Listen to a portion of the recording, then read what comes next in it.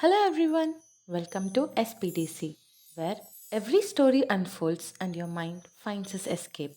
This is Anu presenting a story to your beautiful soul. Now, it's time to rest your eyes and open your ears. The Strangest Secret by Earl Nightingale. Transcribed from The Strangest Secret audio program by Earl Nightingale.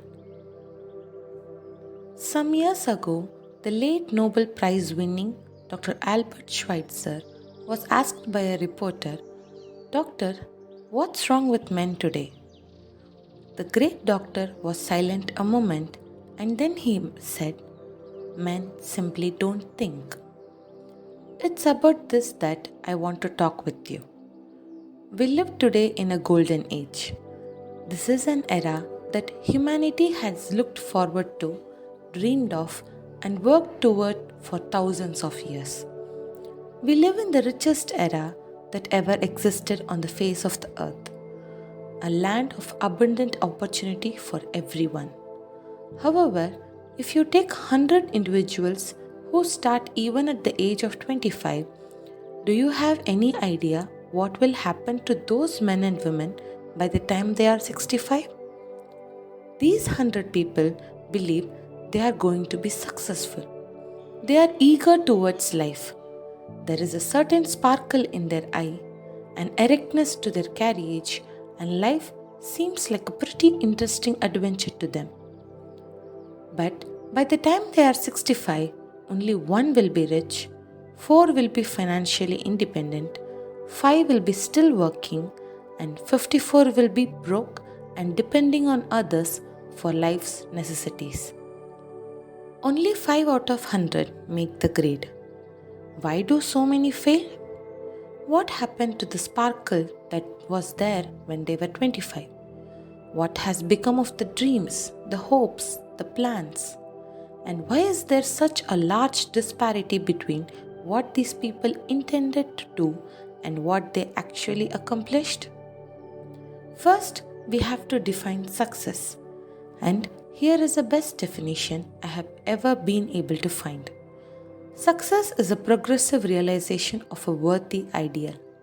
Success is a school teacher who is teaching because that's what he or she wants to do.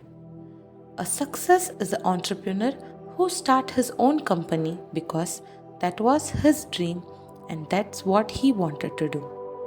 A success is a salesperson who wants to become the best salesperson in his or her company and sets forth on the pursuit of that goal.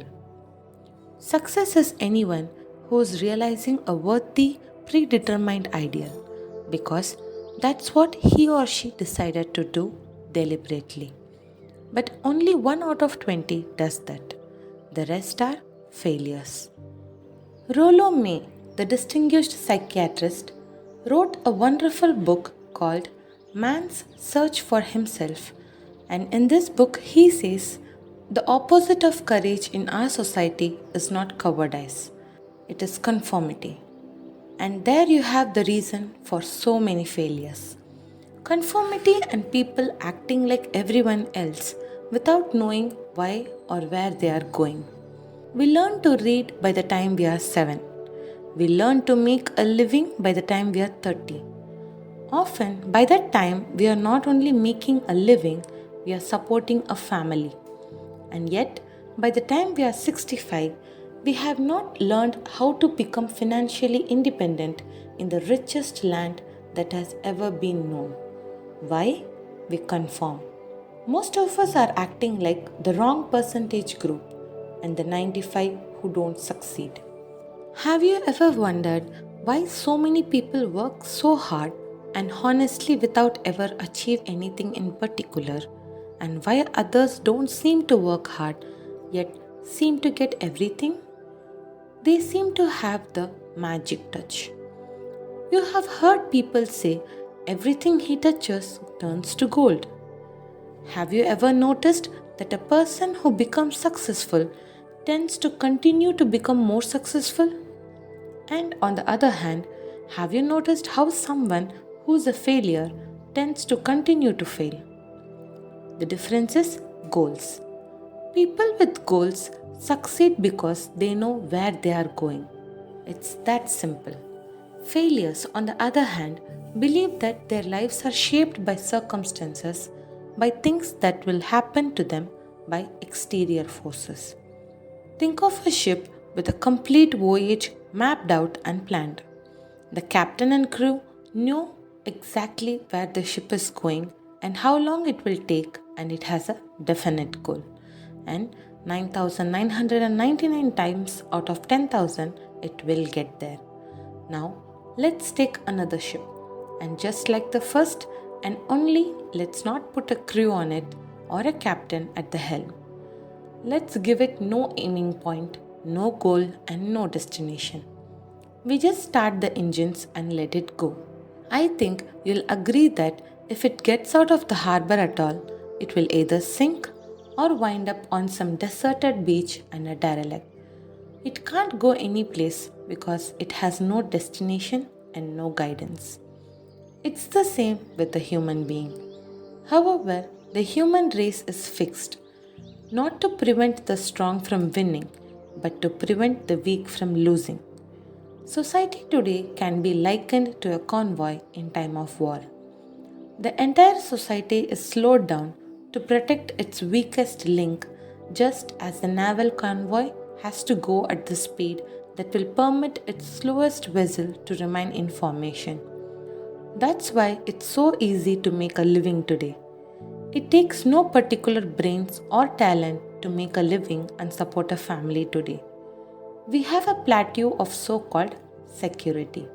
So, to succeed, all we must do is decide how high above this plateau we want to aim. Throughout history, the great wise men and teachers, philosophers and prophets have disagreed with one another on many different things. It is only on this one point that they are in complete and unanimous agreement, and the key to success and the key to failure is this: we become what we think about. This is the strangest secret. Now, why do I say it's strange and why do I call it a secret? Actually, it isn't a secret at all. It was first promulgated by some of the earliest wise men, and it appears again and again throughout every scriptures. But very few people have learned it or understood it. That's why it's strange. And why, for some equally strange reason, it virtually remains a secret. Marcus Aurelius, the great Roman emperor, said, "A man's life is what his thoughts make of it." Disraeli said this, "Everything comes if a man will only wait. A human being with a settled purpose must accomplish it, and nothing can resist a will that will stake even existence for its fulfillment." James Williams said, "We need only in cold blood act as if the thing in question were real, and it will become infallibly real by growing into such a connection with our life that it will become real. It will become so knit with habit and emotion that our interest in it will be those which characterize belief." He continues, "Only you must then really wish these things and wish them exclusively, and not wish at the same time 100 other incompatible things just as strongly." My old friend Dr. Norman Vincent Peale put it this way: "If you think in negative terms, you will get negative results. If you think in positive terms, you will achieve positive results." George Bernard Shaw said, "People are always blaming the circumstances for what they are. I don't believe in circumstances. The people who get on in this world are the people who get up and look for the circumstances they want, and if they can't find them, they make them." Well, it's pretty apparent, isn't it? We become what we think about. A person who is thinking about a concrete and a worthwhile goal is going to reach it because that's what he is thinking about. And conversely, the person who has no goal, who doesn't know where he is going, and whose thoughts must therefore be thoughts of confusion, anxiety, fear, and worry, will thereby create a life of frustration, fear, anxiety, and worry. And if he thinks about nothing, he becomes nothing. The human mind is much like a farmer's land. The land gives the farmer a choice. He may plant in that land whatever he chooses. The land doesn't care what is planted. It's up to the farmer to make the decision. The mind, like the land, will return what you plant. But it doesn't care what you plant. If the farmer plants 2 seeds and 1 seed of corn, the other nightshade, a deadly poison, waters and takes care of the land, what will happen? Remember, the land doesn't care. It will return poison in just as wonderful abundance as it will corn. So up come 2 plants and 1 corn, 1 poison, as it's written in the Bible, as ye sow, so shall you reap. The human mind is far more fertile, far more incredible and mysterious than the land. But it works the same way. It doesn't care what we plant, success or failure, a concrete, worthwhile goal or confusion, misunderstanding, fear, anxiety, and so on. What we plant, it must return to us. The problem is that our mind comes as standard equipment at birth.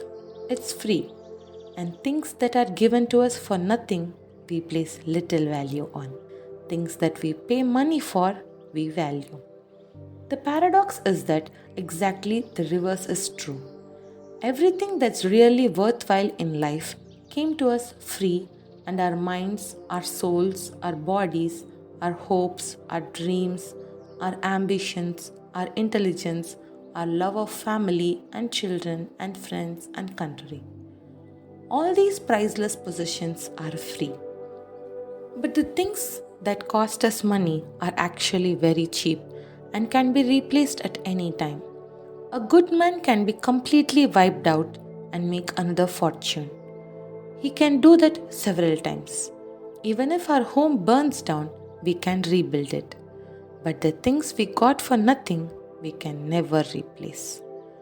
Our mind can do any kind of job we assign to it. But generally speaking, we use it for little jobs instead of big ones. So decide now, what is it you want? Plant your goal in your mind. It's the most important decision you'll ever make in your entire life. Do you want to excel at your particular job? Do you want to go places in your company, in your community? Do you want to get rich?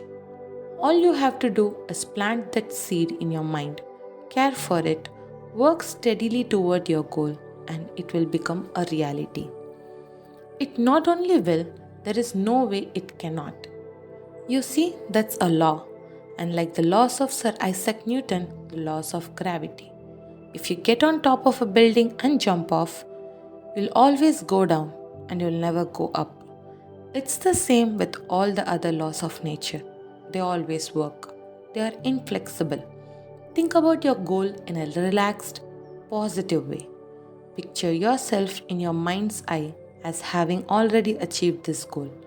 See yourself doing the things you will be doing when you have reached your goal. Every one of us is a sum total of our own thoughts. We are where we are because that's exactly where we really want or feel we deserve to be, and whether we'll admit that or not. Each of us must live off the fruit of thoughts in the future, because what you think today and tomorrow and next month and next year and will mold your life and determine your future. You are guided by your own mind. I remember one time I was driving through eastern Arizona and I saw one of those giant earth-moving machines roaring along the road with what looked like 30 tons of dirt in it, and a tremendous, incredible machine that there was a little man perched way up on the top with the wheels in his hand guiding it. As I drove along, I was struck by the similarity of that machine to the human mind. Just suppose you are sitting at the controls of such a vast source of energy? Are you going to sit back and fold your arms and let it run itself into the ditch? Or are you going to keep both hands firmly on the wheel and control and direct this power to a specific worthwhile purpose? It's up to you.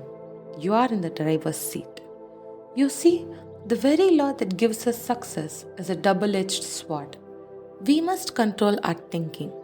The same rule that can lead people to lives of success, wealth, happiness, and all the things they have dreamed of, and the very same law can lead them into the gutter.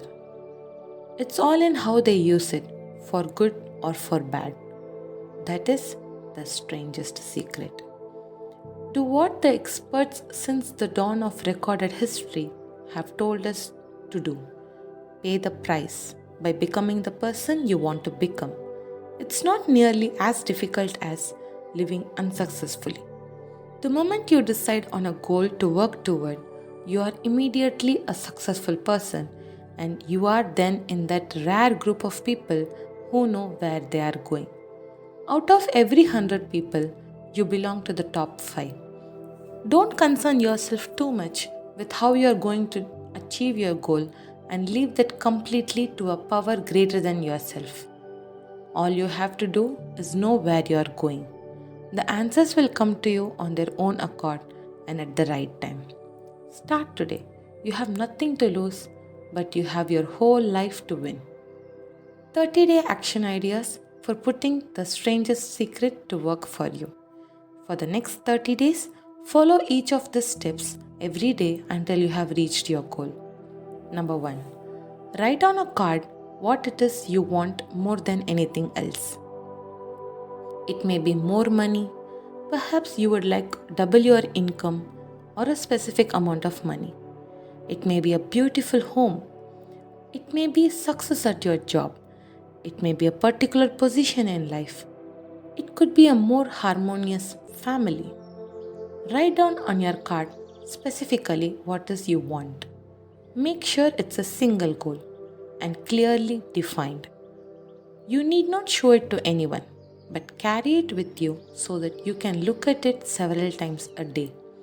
Think about it in a cheerful, relaxed, positive way each morning when you get up, and immediately you have something to work for, and something to get out of bed for, and something to live for. Look at it every chance you get during the day and just before going to bed at night. As you look at it, remember that you must become what you think about. And since you are thinking about your goal, you realize that soon it will be yours. In fact, it's really yours the moment you write it down and begin to think about it. Number 2. Stop thinking about what it is you fear. Each time a fearful or negative thought comes into your mind, replace it with a mental picture of your positive and worthwhile goal. And there will come a time when you'll feel like giving up. It's easier for a human being to think negatively than positively. That's why only 5% are successful. You must begin now to place yourself in that group. Act as though it were impossible to fail. As Dorothea Brande said, no matter what your goal, and if you have kept your goal before you every day, and you'll wonder and marvel at this new life you have found. Number 3. Your success will always be measured by the quality and quantity of service you render. Most people will tell you that they want to make money without understanding this law. The only people who make money work in a mint. The rest of us must earn money. This is what causes those who keep looking for something for nothing, for a free ride to fail in life. Success is not the result of making money. Earning money is a result of success, and success is in direct proportion to our service. Most people have this law backwards. It's like the man who stands in front of the stove and says to it, "Give me heat and then I'll add the wood." How many men and women do you know, or do you suppose there are today, who take the same attitude towards life? There are millions. We have got to put the fuel in before we can expect heat. Likewise, we have to got to be of service first before you can expect money. Don't concern yourself with the money. Be of service, build, work, dream, create. Do this and you'll find there is no limit to the prosperity and abundance that will come to you. Don't start your test until you have made up your mind to stick with it. If you should fail during your first 30 days, and by that I mean suddenly find yourself overwhelmed by negative thoughts and simply start over again from that point and go 30 more days. Gradually, your new habit will form until you find yourself one of that wonderful minority to whom virtually nothing is impossible. Above all, don't worry. Worry brings fear, and fear is crippling. The only thing that can cause you to worry during your test is trying to do it all yourself. Know that all you have to do is hold your goal before you. Everything else will take care of itself. Take this 30-day test, then repeat it. Then repeat it again. Each time it will become more a part of you until you'll wonder how you could have ever have lived by any other way. Live this new way and floodgates of abundance will open and pour over you more riches than you may have dreamed existed. Money? Yes, lots of it. But what's more important? You'll have peace. You'll be in that wonderful minority who lead calm, cheerful, and successful life. That's a wrap for today's story. If you got your own tales or narrations to share, feel free to send them to the mail ID mentioned in the description. If it's a good fit, it can be showcased on the channel. Don't forget to like, share, and subscribe for more such stories to unwind. So, yeah, until next time, take care. Bye bye.